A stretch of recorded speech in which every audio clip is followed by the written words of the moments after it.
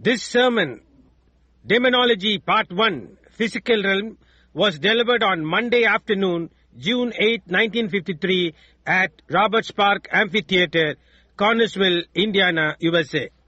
கர்த்தராக இயேசு கிறிஸ்துவின் பரிசுத்த நாமத்துக்கு மகிமை உண்டாவதாக. நமது அருமை சகோதரனும் 20ஆம் நூற்றாண்டை தீர்க்கதரிசியுமான வில்லியம் மரியம் பிரென்னம் அவர்களால் 1953ஆம் வருடம் ஜூன் மாதம் 8ஆம் தேதி திங்கள் பிற்பகல் அமெரிக்கா இந்தியானா கார்னர்ஸ்வில்லில் உள்ள ராபர்ட்ஸ் பார்க் வெளியரங்கத்தில் டிமனாலஜி பேய்சாஸ்திரம் முதலாம் பாகம் சரீர ஆதிக்கம் என்ற தலைப்பில் கொடுக்கப்பட்ட செய்தியை இப்பொழுது நீங்கள் தமிழாக்கத்துடன் கேட்கப் போகிறீர்கள். Cancer, everything in the natural types the spiritual. இயற்கையில் இருக்கின்ற எல்லா காரியங்களும் ஆவிக்குரியதற்கு பாவனையாயிருக்கிறது. Are you aware of that? அதை நீங்கள் அறிந்திருக்கிறீர்களா? Everything in the natural types the spiritual, regardless. இயற்கையில் இருக்கின்ற எல்லா காரியங்களும் எதுவா இருந்தாலும் அது ஆவிக்குரியதற்கு பாவனையாயிருக்கிறது. For instance, like this, when we're born in the body of Christ, there's three elements it takes to bring our birth. உதாரணமாக இது போன்று நாம் கிறிஸ்துவின் சரீரத்திற்குள்ளாக பிறக்கும் பொழுது நம்முடைய பிறப்பை கொண்டு வருவதற்கு 3 மூல பொருட்களை அது எடுத்துக்கொள்கிறது. And that's the three elements that came out of the life of Christ when he died. கிறிஸ்துவானவர் மரித்தபோது அவருடைய ஜீவனுக்குள்ளிருந்து வெளிவந்ததும் அந்த 3 மூல பொருட்களே. There come from his body water, blood, spirit. Is that right? அவருடைய சரீரத்திலிருந்து அங்கே தண்ணீர், இரத்தம், ஆவி இவை வெளிவந்தது. அது சரியா? Three elements. That's the elements we go through when we're born again. Justification, sanctification, baptism of the Holy Spirit. 3 மூல பொருட்கள். நாம் மறுபடியுமாய் பிறக்கும் போது அந்த 3 மூல பொருட்களின் ஊடாகத்தான் நாம் செல்கிறோம். நீதிமான் ஆக்கப்படுதல், பரிசுத்தமாக்கப்படுதல், பரிசுத்த ஆவியின் அபிஷேகம். Now that can all be in one act. அவைகள் எல்லாம் ஒரே கிரியையில் வரக்கூடும். But you can be in a justified state without being sanctified. ஆனால் பரிசுத்தமாக்கப்படாமலேயே நீங்கள் நீதிமான் ஆக்கப்பட்ட நிலைமையில் இருக்கலாம். You can believe on the Lord Jesus Christ and still carry your filth with you. கர்த்தராகி இயேசு கிறிஸ்துவின் மேல் விசுவாசம் கொண்டவர்களாய் இருந்து கொண்டு உங்களுடைய அசுசியை நீங்கள் தொடர்ந்து உங்களோடு கூட கொண்டு போகலாம். But you can absolutely live in a both justified and a clean holy life and without the Holy Ghost. ஆனால் நீங்கள் நீதிமான் ஆக்கப்பட்டும் பரிசுத்தமாக்கப்பட்டதுமான நிலையில் முற்றிலுமாய் இருந்து கொண்டு இன்னமும் பரிசுத்த ஆவியின் அபிஷேகமே இல்லாமல் இருக்க முடியும். See, the Bible, 1 John 5:7 said there are three that bear record in heaven, the Father, Son, and Holy Ghost, and the Father, Word, and Holy Ghost, which was the Son, and these three are one. பாருங்கள், வேதாகமத்தில் 1 யோவான் 5:7 பரலோகத்திலே சாட்சி இடுகிறவர்கள் மூவர், பிதா, வார்த்தை, பரிசுத்த ஆவி, அதுதான் குமாரன், இம்மூவரும் ஒன்றாயிருக்கிறார்கள். And there's three that bear record on earth, the water, blood, and spirit, and they agree in one. Not one, but agree in one. பூலோகத்திலே சாட்சியிடுகிறவைகள் 3, ஜலம், இரத்தம், ஆவி என்பவைகளே. இம்மூன்றும் ஒருமைப்பட்டிருக்கிறது. இம்மூன்றும் ஒன்று அல்ல, ஆனால் இம்மூன்றும் ஒருமைப்பட்டிருக்கிறது. You can't have the Father without having the Son. You can't have the Son without having the Holy Ghost. For they are inseparable one. The Trinity is in a one. குமாரனை உடையவர்களாய் இராமல் உங்களால் பிதாவை உடையவர்களாய் இருக்க முடியாது. பரிசுத்த ஆவியை உடையவர்களாய் இராமல் உங்களால் குமாரனை உடையவர்களாய் இருக்க முடியாது. ஏனென்றால் அவர்கள் பிரிக்க முடியாத ஒன்றாய் இருக்கிறார்கள். திருத்துவம் ஒரு ஒருமையில் தான் இருக்கிறது. I don't hear it around here, but you hear a lot across the country. One of the greatest things in the Pentecostal groups is a mix-up in that one simple thing. அதை இங்கு எங்கும் கேட்பதில்லை நான். ஆனால் தேசத்தின் ஊடாக நான் அதை கேட்கிறேன். பெண்டேகோஸ்தே குழுக்களில் இருக்கின்ற மகத்தான காரியங்களில் ஒன்று அந்த ஒரு சாதாரண காரியத்தின் கலப்பு இருக்கிறது. I've had their heads right together and proved to them they both believe the same thing. It's the devil between them, that's all. நான் அவர்களுடைய தலைவர்களை ஒன்று கூட்டி அவர்கள் இருவரும் அதே காரியத்தை விசுவாசிக்கிறார்கள் என்று அவர்களுக்கு நிரூபித்தேன். அவர்களுக்கு இடையே இருப்பது பிசாசுதான், அவ்வளவுதான். If that great Pentecostal church would throw down them little traditions and unite themselves together as one blessed church of God, the rapture would come. அந்த மகத்தான பெந்தேகோஸ்தே சபை மட்டும் அந்த சிறிய காரியத்தை, பழைய பாரம்பரியத்தை தூக்கி எறிந்துவிட்டு அவர்கள் இணைந்து ஒரு ஆசீர்வதிக்கப்பட்ட சபையாக ஒன்று சேர்வார்களானால் எடுத்துக் கொள்ளப்படுதலே வந்துவிடும். But as long as Satan can keep them broke up, all right. That's his way of doing it. And they absolutely believe the same thing. சாத்தான் அவர்களை பிரித்து வைத்திருக்கும் மட்டாய் அப்படியாய் இருக்கும். அது காரியத்தை செய்கின்ற அவனுடைய செய்முறையாய் இருக்கிறது. அவர்கள் முற்றிலுமாக அதே காரியத்தை விசுவாசிக்கிறார்கள். One said, well, this is that. I said, well, if this is that, then that's this. So there you are. So it's all the same thing. ஒருவன் சரி இதுதான் அது என்று கூறுகிறான். நானோ சரி இது அதுவாக இருக்குமானால் அப்பொழுது அது இதுவாக இருக்கிறது. எனவே அங்கேதான் காரியம். ஆகையினால் அவை எல்லாம் அதே காரியம்தான் என்று. But there you are in that triune trinity of God. ஆனால் அந்த திரியேக திருத்துவ தேவனில் காரியம் அங்கேதான் இருக்கிறது. Now God in his oneness, God the Father, Son and Holy Spirit. இப்பொழுது தேவன் அவருடைய ஒருத்துவத்தில் பிதாவாகிய தேவன், குமாரன், பரிசுத்த ஆவியாக இருக்கிறார். Now we don't say our gods as heathens, it's our God. See? It's the threefold being of God. அஞ்ஞானிகளை போன்று நம்முடைய தேவர்கள் என்று நாம் கூறுவதில்லை. அது நம்முடைய தேவன். புரிகின்றதா? அது மும்மடிப்பான தேவனாய் இருக்கிறது. Now notice. Now Satan is in a trinity also. And his powers are in trinity. இப்பொழுது கவனியுங்கள், சாத்தானும் கூட ஒரு திருத்துவமாய் இருக்கிறான். அவனுடைய வல்லமைகளும் கூட திருத்துவமாய் இருக்கிறது. Now but notice, then when the water, blood and spirit produces the new birth, is that right? ஆனால் இப்பொழுது கவனியுங்கள், தண்ணீரும் ரத்தமும் ஆவியும் புதிய பிறப்பை உண்டு பண்ணுகிறது. அது சரியா? Now that's what represents the new birth. இப்பொழுது கவனியுங்கள், அதுதான் புதிய பிறப்பிற்கு பிரதிநிதித்துவமாய் இருக்கிறது. What represents the natural birth before the new birth comes? புதிய பிறப்பு வருவதற்கு முன்னர் இயற்கையான பிறப்பிற்கு என்ன பிரதிநிதித்துவமாய் இருக்கிறது?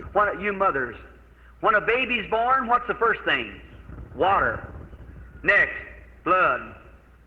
Next, see, that makes the life. See, makes the person. Water, blood, spirit.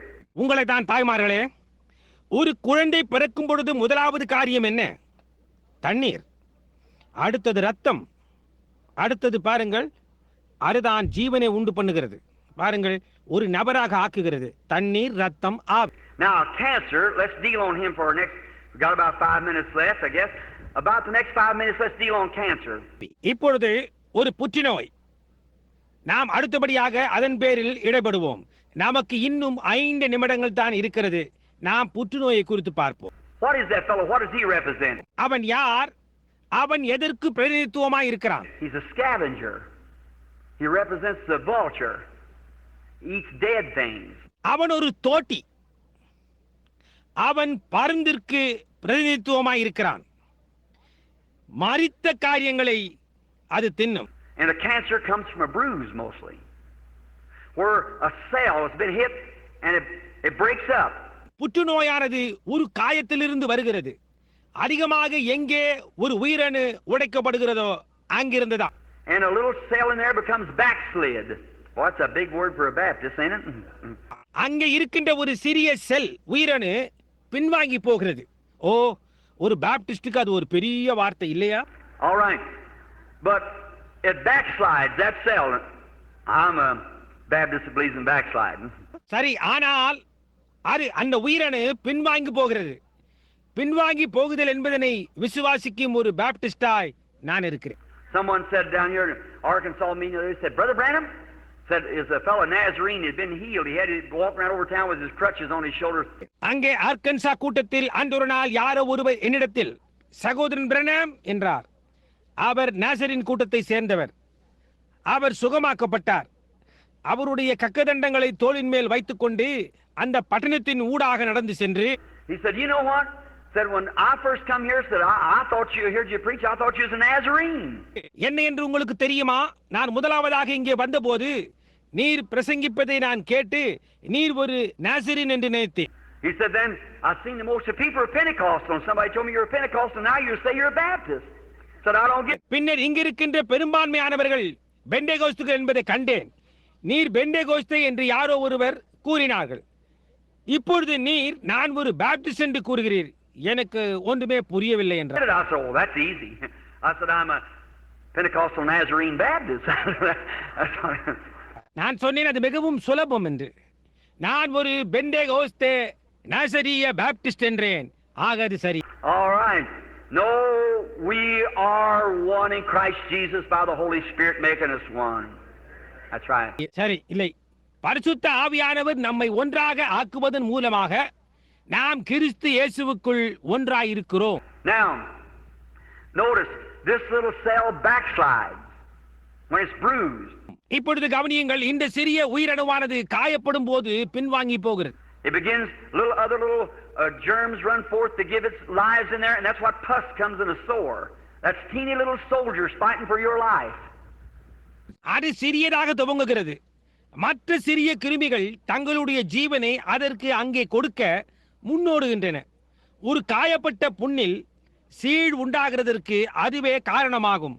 அது என்னவென்றால் மிக நுண்ணிய போர் வீரர்கள் உங்களுடைய ஜீவனுக்காக போராடுகிறதா இருக்கிறது. They're out there and to hit that poison, them demon powers is trying to collect in there and give their life. அவைகள் அது மட்டுமாய் ஓடிப்போய் அந்த விஷத்தை தாக்குகின்றது.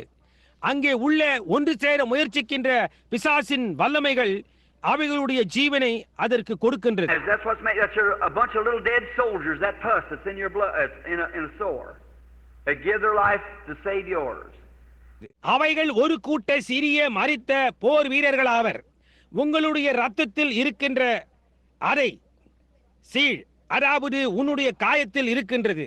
உன்னுடைய ஜீவனை ரட்சிக்க அவைகளுடைய ஜீவனை கொடுக்கின்றது. Now, once a little cell rejects in there and this demon gets started, he starts growing. He begins to multiply cells. இப்பொழுது ஒரு சிறிய உயிரணு அங்கே ஒரு முறை உள்ளே மறுக்கும் மாத்திரத்தில் இந்த பிசாசு உடனே கிரியையை ஆரம்பித்து அவன் வளர துவங்கி உயிரணுக்களாக பலுகி பெருகுகிறான். He's building a body just exactly like your babies begin in your womb and like you did in your mother. நீங்கள் உங்களுடைய தாயின் கர்ப்பத்தில் செய்தது போலவே உங்களுடைய கர்ப்பத்தில் உங்களுக்கு குழந்தை துவங்கின போது அவன் ஒரு சரீரத்தை கட்டுகிறான். Cell on top of cell, cell on top of cell, cell on anyway, anywhere, just they have no form of nothing like a human being after its nature. It's just out of a spirit. It just grows anyway. And it begins cell on top of cell, cell on top of cell. ஒரு உயிரணுவின் மேல் இன்னொரு உயிரணு, ஒரு உயிரணுவின் மேல் இன்னொரு உயிரணுவாக எப்படி வேண்டுமானாலும் எங்கே வேண்டுமானாலும் சரீரத்தை கட்டிக்கொள்ளுகிறது. அவைகளுக்கு மானிடை போன்று அதனுடைய இயற்கையின்படியாய் இருக்க அதற்கென ஏதும் உருவம் கிடையாது. அவைகள் அப்படியே ஒரு ஆவியிலிருந்து வருகிறது. ஒரு உயிரணுவின் மேல் இன்னொரு உயிரணு, ஒரு உயிரணுவின் மேல் இன்னொரு உயிரணு என்று எப்படி வேண்டுமானாலும் வளர துவங்கும். And now, first thing you know, you begin to get weak and feel sick. You go to the doctor and he'll examine you. Maybe he can't find it. இப்பொழுது முதலாவது காரியம் என்னவென்றால், நீங்கள் பலவீனமாகவும் வியாதியாயும் இருப்பதாக உணர துவங்குவீர்கள். நீங்கள் ஒரு வைத்தியரிடம் போகிறீர்கள். அவர் உங்களை பரிசோதனை செய்கிறார். ஒருவேளை அவரால் அதை கண்டுபிடிக்க முடியாமல் போகலாம். If he does, maybe he'll cut it. If he can cut it clear, all right, he's got it. அப்படி அதை கண்டுபிடித்தால் ஒரு கால் அதை அறுத்தெறியலாம். வைத்தியரால் அது எல்லாவற்றையும் அறுத்தெறிய முடிந்தால் சரிதான், நீங்கள் அதை பிடித்து விட்டீர்கள். But if he can't cut it clear, then if it's in the throat or somewhere where it can't be cut clear, one little speck of it will live right on. ஆனால் வைத்தியரால் அதை முழுவதுமாக அறுத்தெறிய முடியவில்லை என்றால், பின்னை அது தொண்டையிலோ அல்லது வேறெங்கேயோ இருந்தால் அதனை முற்றிலுமாய் அறுத்தெறிய முடியாது. ஏதாவது ஒரு துணிக்கை அங்கேயே ஜீவிக்கும். Because it has not, like you cut your hand off and settle it or anything, or you cut all what I mean, if you cut the main body off and leave your hand there, why it wouldn't live. உங்கள் கரத்தினை வெட்டி அகற்றி அதை தீர்த்து விடலாம். ஆனால் நான் என்ன கூறுகிறேன் என்றால், சரீரத்தின் முக்கிய பாகத்தை வெட்டி அகற்றி உங்கள் கரத்தை அப்படியே விட்டால் அதனால் ஜீவிக்க முடியும். But But see, that has not the form of life like you have. It's a demon power, a moving. ஆனால் பாருங்கள், உங்களுக்கு இருப்பது போன்று அதற்கு எந்த உருவமும் கிடையாது. அது அசைந்து செல்லுகின்ற ஒரு பிசாசின் வல்லமையாயிருக்கு. And now notice, you call them, the doctor calls it a cancer. God calls it a devil. இப்பொழுது கவனியுங்கள், நீங்களும் வைத்தியர்களும் அதை ஒரு புற்றுநோய் என்று அழைக்கிறீர்கள். தேவனோ அதை ஒரு பிசாசு என்று அழைக்கிறார். Look at the day, they just give it. Where does the word cancer come from? இந்நாளை நோக்கி பாருங்கள், அவர்கள் அதை பெற்றுக்கொள்ளுகிறார்கள். புற்றுநோய், கேன்சர் என்ற வார்த்தை எங்கிருந்து வந்தது? It comes from a Latin word, which is used in medical terms, meaning a crab. A crab that you see along the seashore has got all them legs. அது ஒரு லத்தீன் பாஷையில் உள்ள வார்த்தை.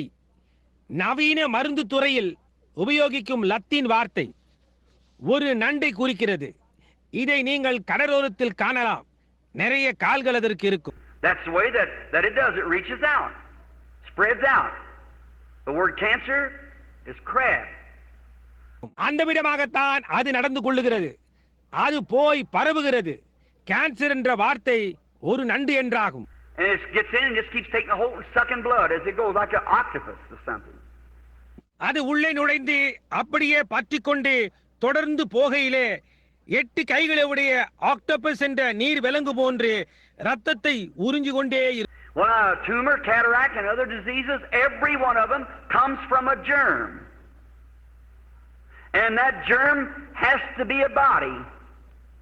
ஏன் தசை வளர்ச்சி, கண் தோல் வளர்ச்சி, மற்ற வியாதிகள் இவைகள் ஒவ்வொன்றும் ஒரு கிருமியிலிருந்து தான் வருகிறது. அந்த கிருமி ஒரு சரீரமாய் இருக்க வேண்டும்.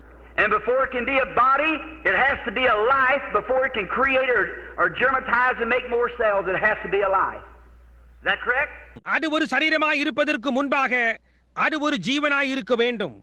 அது சிருஷ்டிக்கவோ அல்லது அதிகமான உயிரணுக்களை உண்டு பண்ணுவதற்கு முன்பாக அது ஒரு ஜீவனாக இருக்க வேண்டும். அது சரிதானா? Now, where did that cancer come from? Where did that come from? அந்த புற்றுநோய் கேன்சர் எங்கிருந்து வந்தது? அது யார்? அந்த புற்றுநோய் எங்கிருந்து வந்தது? It wasn't on you here some time ago, but now maybe it's on you. கொஞ்ச காலத்திற்கு முன்பு அது உங்கள் மேல் இல்லை, ஆனால் இப்பொழுதோ அது உங்கள் மேல் இருக்கிறது. Where did it come from? It's another life different from your life living in you. அது எங்கிருந்து வந்தது? உங்களுடைய ஜீவனை விட வித்தியாசமான இன்னொரு ஜீவனாய் உங்களுக்குள் ஜீவித்துக் கொண்டிருக்கிறது. And it's a tormenting, sapping your life. That's the reason Jesus called it a devil. அது உங்களுடைய ஜீவனை உபத்திரவப்படுத்துகிறதும் உறிஞ்சுகிறதுமாய் இருக்கிறது. அந்த காரணத்தினால் தான் இயேசுவானவர் அவனை ஒரு பிசாசு என்று அழைத்தார். They call epilepsy today. They say epilepsy. Well, epilepsy in the Bible, Jesus called it a devil. இன்றைக்கு காக்காய் வலி என்று அழைக்கின்றனர். அவர்கள் காக்காய் வலிப்பு என்கிறார்கள். வேதாகமத்திலோ இயேசுவானவர் அதை ஒரு பிசாசு என்று அழைக்கின்றார். When the man come with the boy, it fell on the ground and frothed at the mouth and everything. He said he has a devil, and all the time he throws him in the fire and in the water. தரையிலே விழுந்து வலிப்பால் எடுத்துக்கொண்டு வாயில் நுரை தள்ளிக் கொண்டிருந்த பையனோடு அந்த மனிதன் வந்தபோது அவனை ஒரு பிசாசு பிடித்திருக்கிறது, அடிக்கடி அது அவனை தண்ணீரிலும் அக்னியிலும் கொண்டு போய் தள்ளுகிறது என்று அவன் கூறினான். Now they polished his name up and called it epilepsy, but he's a devil. அவர்கள் அவனுடைய பெயருக்கு மெருகேற்றி அதை சந்திர யோகி என்று அழைக்கின்றனர். ஆனால் அவனோ ஒரு பிசாசாய் இருக்கிறான். And Jesus said, "Thou devil, come out of the child." Exactly. பிசாசே, பிள்ளையை விட்டு வெளியே வா என்று இயேசு சொன்னார். சரியாக அப்படியே. Now, epilepsy is usually caused from a kidney trouble. வழக்கமாக காக்காய் வலியானது சிறுநீரக கோளாறினால் உண்டாகிறது. Maybe you get into that a little later. See?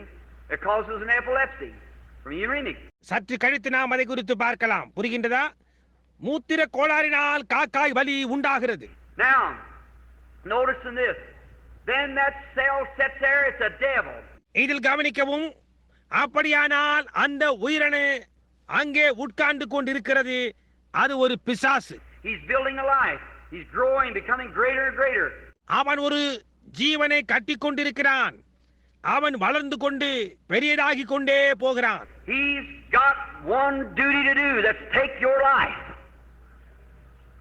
That's what the devil sent him for, to cut your days shorter, 70. அவனுக்கு செய்ய வேண்டிய ஒரு கடமை இருக்கிறது. அதாவது உன்னுடைய ஜீவனை எடுக்க வேண்டும்.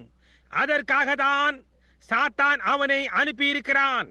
உன்னுடைய வயதை 70க்கும் குறைவாக்க, உன்னுடைய நாட்களை குறைக்க அவனை அனுப்பியுள்ளான். Now, I salute every doctor. Yes, sir. Every medical science, God bless them for the help that they've done for people. That's correctly. ஒவ்வொரு வைத்தியனுக்கும் நான் மரியாதை செலுத்துகிறேன். ஆமையா, ஒவ்வொரு மருத்துவ விஞ்ஞானத்தையும் ஜனங்களுக்கு அவர்கள் செய்த உதவிக்காக கர்த்தர் அவர்களை ஆசீர்வதிப்பாராக. அது சரியே. What would you do in the world today without it? அவையெல்லாம் இல்லாமல் இந்த உலகத்தில் நீங்கள் என்ன செய்வீர்கள்? I thank God for medical science. I thank God for my automobile.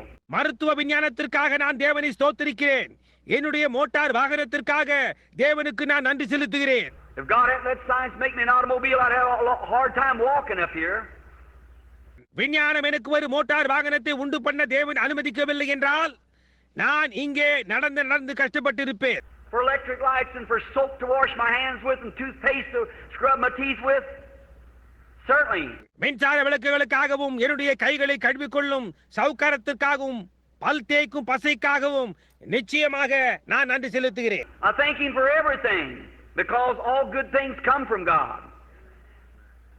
நான் எல்லாவற்றுக்காகவும் அவருக்கு நன்றி செலுத்துகிறேன். ஏனென்றால் எல்லா நன்மையான காரியங்களும் தேவனிடத்திலிருந்து வருகிறது. But let me tell you, there's not one speck of medicine ever did cure any sickness. ஆனால் நான் உங்களுக்கு ஒன்று கூறட்டும், எந்த ஒரு வியாதியையும் ஒரு சொட்டு மருந்து சுகப்படுத்தினதாக அங்கே ஏதும் இல்லை. And there's not one doctor, now unless he's some quack, but a real doctor will tell you that they do not claim to be healers. அரைகுறை வைத்தியனாய் இருந்தால் ஒழிய எந்த ஒரு உண்மையான வைத்தியனும் தான் சுகமளிப்பவன் என்று உரிமை கோர மாட்டான். Right at Mayo Brothers, many of you, I've been interviewed there 2 or 3 times. உங்களில் அநேகருக்கு தெரியும், மேயோ சகோதரர்கள் அங்கே 2 அல்லது 3 முறை என்னை பேட்டிக்காக அழைத்திருக்கிறார்கள். Of patients that come from there incurable. சுகமாக்கப்பட முடியாதவர்களாய் அங்கிருந்து வந்த பிணியாளர்களிடத்தில் நான் பேட்டி கண்டிருக்கிறேன். You read the Reader's Digest, the November issue? How many read the November issue, that article of mine in there on Reader's Digest? நீங்கள் ரீடர்ஸ் டைஜஸ்ட் நவம்பர் இதழை வாசித்தீர்களா? எத்தனை பேர்கள் November இதழை வாசித்தீர்கள்? Readers டைஜஸ்டில் வந்த என்னுடைய அந்த கட்டுரையை வாசித்திருக்கிறீர்களா? See?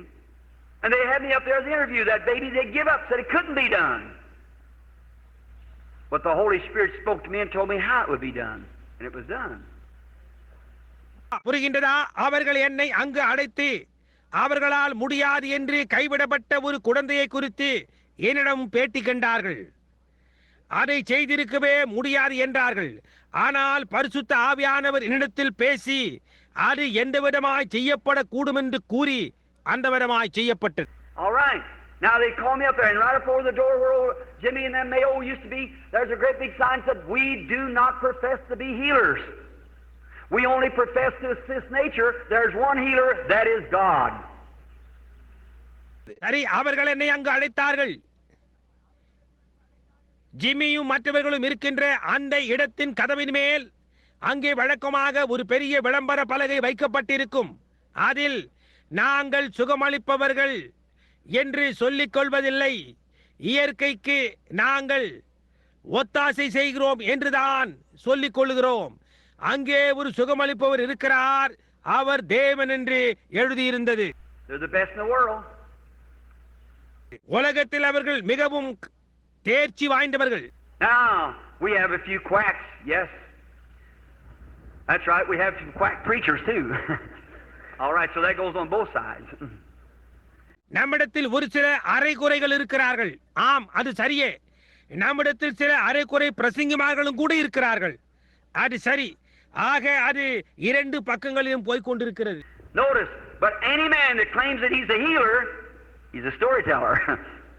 Because he can't do it. கவனியுங்கள், சுகமளிப்பவன் என்று தன்னை உரிமை கோருகின்ற எந்த ஒரு மனிதனும் ஒரு கதை சொல்லுகிறவனாய் இருக்கிறான். ஏனென்றால் அவனால் அதை செய்ய முடியாது. For the Bible said, I'm the Lord who forgives all your sins and heals all your diseases. ஏனென்றால் உன்னுடைய பாவங்களை எல்லாம் மன்னிக்கிறதும் உன்னுடைய நோய்களை எல்லாம் குணமாக்குறதுமான கர்த்தர் நானே என்று வேதம் கூறுகின்றது. I've been to studies and in my room some of the best of doctors across the nations has come. நான் தியானிக்கும் அறைகளுக்கு போயிருக்கிறேன். தேசத்தினூடாக இருக்கின்ற மேலான வைத்தியர்கள் என்னுடைய அறைக்கு வந்திருக்கிறார்கள். You don't know the back of the life, friends. To know what's been and things I don't tell out in public. Men come secretly and நண்பனே, வாழ்க்கைக்கு பின்னால் இருக்கின்றது உனக்கு தெரியாது. என்ன சம்பவித்தது முதலான காரியங்களை அறிந்து கொள்ள அவைகளை பொது கூட்டங்களில் நான் அறிவிக்கிறதில்லை. ஜனங்கள் ரகசியமாக என்னிடத்தில் வருகிறார்கள். Don't you think there ain't a lot of Nicodemuses yet in the world? There sure is, thousands of them. இன்னமும் உலகத்தில் அநேக நிக்கதேமுக்கள் இருக்கிறார்கள் என்று நீங்கள் எண்ணுகிறது இல்லையா? நிச்சயமாக இருக்கிறார்கள். ஆயிரக்கணக்கானவர்கள் இருக்கிறார்கள். They look on that and come in the meeting, sit there with a t-shirt on, something like that, with polished names that you'd be surprised. Sit right in the meeting. அவர்கள் அதை கூர்ந்து பார்த்து கூட்டங்களுக்கு வருகிறார்கள். ஒரு டி-ஷர்ட் அணிந்து கொண்டு அங்கே யாரோ ஒருவர் போன்று நீங்கள் ஆச்சரியப்படத்தக்கதான பளபளப்பான பெயர்களை உடையவர்கள் சரியாக இங்கே வந்து கூட்டத்தில் உட்கார்ந்திருப்பார்கள். In a few days slip around, call in by secretly and send someone in for an interview.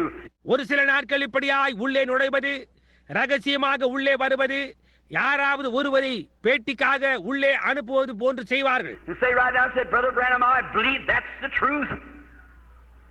சகோதரன் பென்னாம், அது உண்மை என்று நான் விசுவாசிக்கிறேன் என்று அப்படியே கூறுவார்கள். They're human just same as we are. நம்மை போன்றே அவர்களும் மனிதர்கள் தான். Sure, and every man's desiring to look beyond that dark veil yonder he has to go through someday. நிச்சயமாக என்றோ ஒரு நாளில் அவன் போக வேண்டியதாய் இருக்கின்ற அக்கறையின் இருண்ட திரைக்கு அப்பால் பார்ப்பதற்கு ஒவ்வொரு மனிதனும் வாஞ்சையாய் இருக்கிறான். But them cancers and things are absolutely devils informed in a body of flesh, moving up, taking your life. ஆனால் அந்த புற்றுநோய்களும் மற்ற காரியங்களும் முற்றிலுமாக மாமிச சரீரத்தில் உருவமாக்கி கொண்ட பிசாசுகளாய் அசைந்து சென்று உங்களுடைய ஜீவனை எடுத்து போடுகின்றன. Now, if I would do like the doctor, if I could cut it off, lay it on the ground. நான் ஒரு வைத்தியன் செய்வது போன்று செய்தால், அதை என்னால் வெட்டி வெளியே எடுக்க முடிந்தால் அதை வெட்டி தரையில் இங்கே வைப்பேன். Or just like, say for instance, you was the cancer yourself on this earth.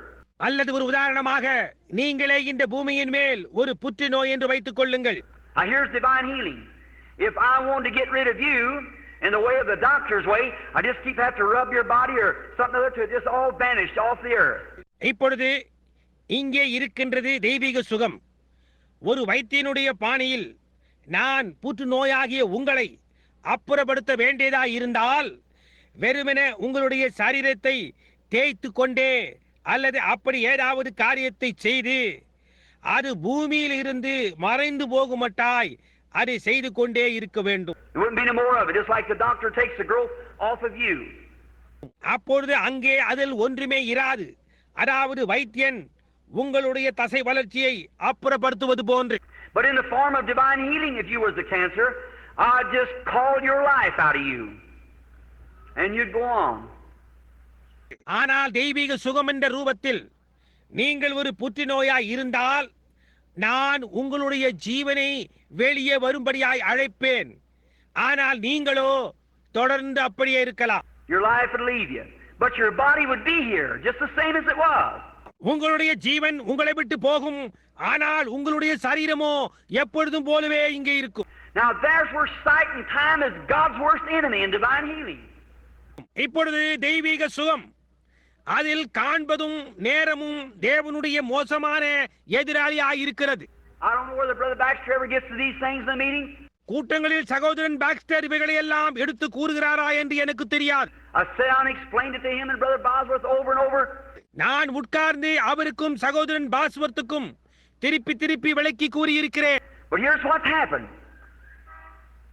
I doubt where many of the people get it, because after a while you begin to find the people coming back saying, I had my healing, Brother Branham, for 2 or 3 days, but bless God, it left me. ஆனால் சம்பவித்ததோ இதுதான். அநேக ஜனங்கள் அதை புரிந்து கொண்டார்களோ என்று நான் சந்தேகிக்கிறேன். ஏனென்றால் கொஞ்சம் கழித்து ஜனங்கள் திரும்பி வர துவங்கி சகோதரன் பிரண்ணன், 2 அல்லது 3 நாட்களுக்கு என்னுடைய சுகம் எனக்கு இருந்தது. ஆனால் கர்த்தருக்கு ஸ்தோத்திரம், அந்த சுகம் என்னை விட்டு போயிற்று என்று கூறுகிறார்கள். I think it's because they don't set the meeting right. The people don't understand. நான் அதை கண்டறிந்தேன். நான் நினைக்கிறேன் அதற்கு காரணம் என்னவென்றால் அவர்கள் கூட்டங்களை ஒழுங்காய் அமைக்கவில்லை. ஜனங்கள் புரிந்து கொள்ளவில்லை. I've had man to come to the platform and be totally blind, cancers or cataracts over their eyes, and read this Bible after being prayed for. Walk down in 3 or 4 days, be just as blind as it was in the first place. முற்றிலுமாய் குருடாய் இருந்தவர்கள், புற்று நோயாளிகள், கண்களில் தோல் வளர்ச்சி அடைந்துள்ளவர்கள் மேடை மேல் ஏறி வந்து அவர்களுக்காக ஜெபித்த பின்னர் அவர்கள் வேதாகமத்தை திறந்து வாசிக்கிறதையும் மேடையின் மேல் நடந்து போகிறதையும் நான் கண்டு பின்னர் 2 அல்லது 3 நாட்கள் கழித்து வந்து முதலில் இருந்தது போலவே அவ்வளவு குருடாய் இருக்கிறோம் என்று என்னிடத்தில் கூறியிருக்கிறார்கள். What happened? என்ன சம்பவித்தது? Anyone knows that when the life is gone out of any flesh, it shrinks for a while. Is that right? இது யாருக்கும் தெரிந்ததே.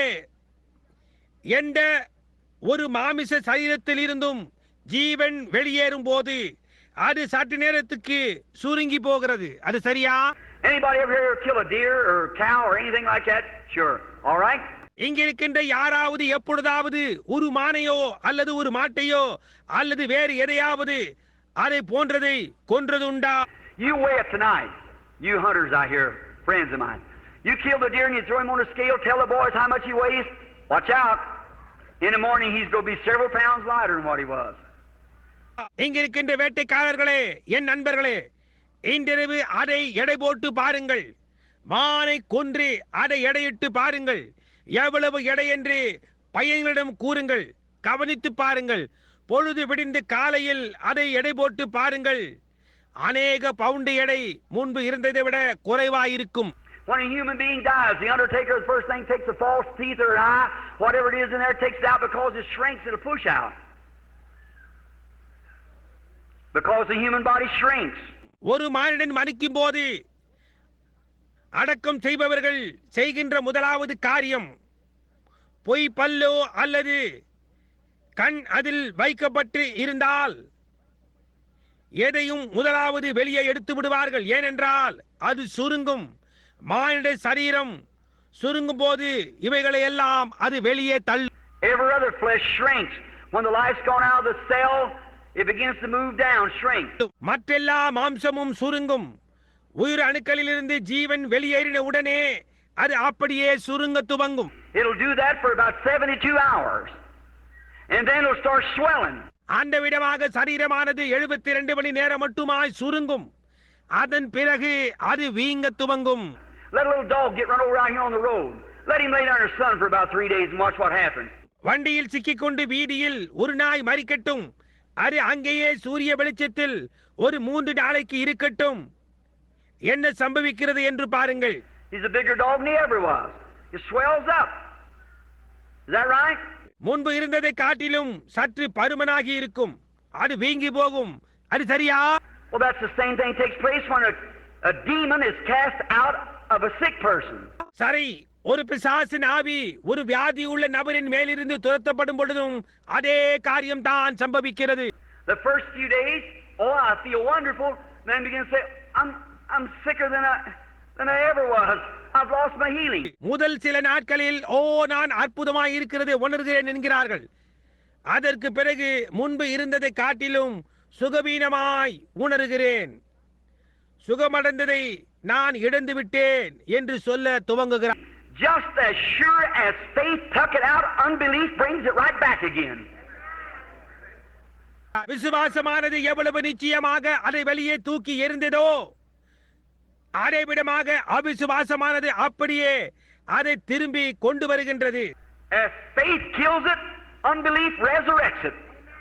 விசுவாசமானது அதை கொல்லுகிறது போன்று அவிசுவாசமானது அதை உயிர்த்தெழச் செய்கிறது.